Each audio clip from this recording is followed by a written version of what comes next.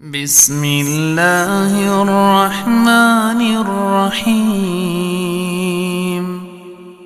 إذا زلزلت الأرض زلزالها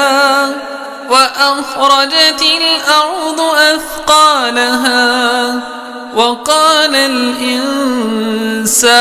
ما لها يومئذ تحدث أخبارها بأن ربك أوحى لها يومئذ يصدر الناس أشتاتا ليروا أعمالهم فمن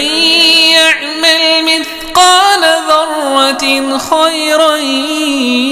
يره ومن يعمل مثقال ذرة شرا يره.